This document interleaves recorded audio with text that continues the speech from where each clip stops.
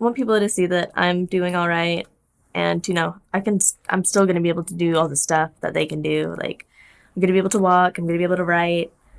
I'm gonna be able to do just kind of like everything. It's just same old Paigey. When I was in that water, I was like praying. I'm like, I'm 17. I got so much to do.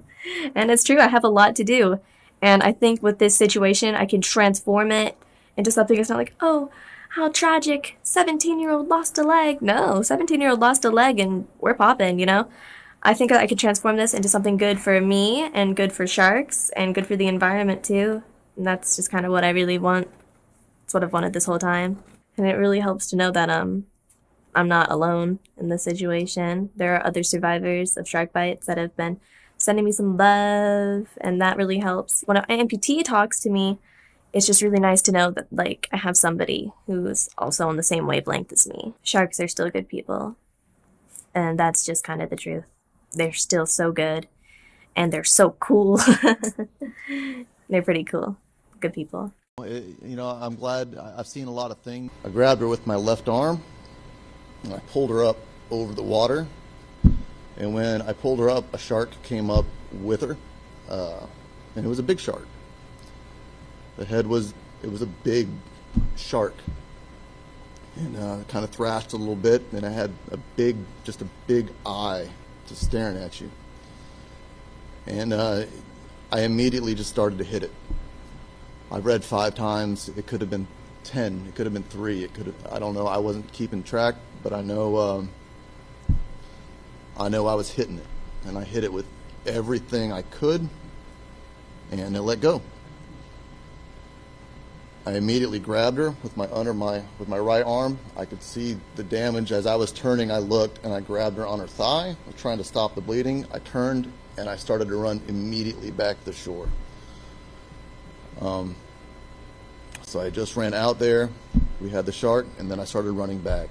I did not know that the shark was at arm's length behind me, chasing us. I didn't know that until later. I also did not know that there was 2 sharks out there. I've been told that it was the length of a car. I don't know. I didn't see it. All I saw was its head, and it was impressive. On the afternoon of June 2nd, Paige was attacked by a shark in relatively shallow water at Fort Macon State Park in Atlantic Beach, North Carolina. She suffered what proved to be a devastating injury to her left leg and significant damage to her hands, particularly to her left hand.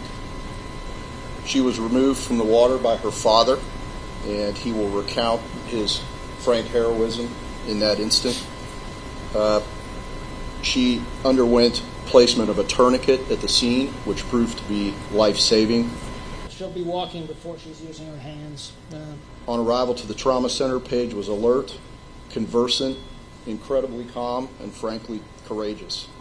My partner, Dr. Nicole Garcia, and the trauma team activated the massive transfusion protocol as Paige had lost a significant amount of blood.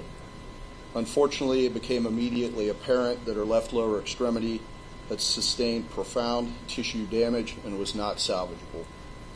She also had significant tissue loss to her left hand, as well as significant damage to her right hand as well. She was taken urgently to the operating room, where she underwent amputation of her left leg at the level of her thigh. She also, at that time, underwent debridement of tissue from both hands and control of hemorrhage from both of her hands by Dr. Ziri's team.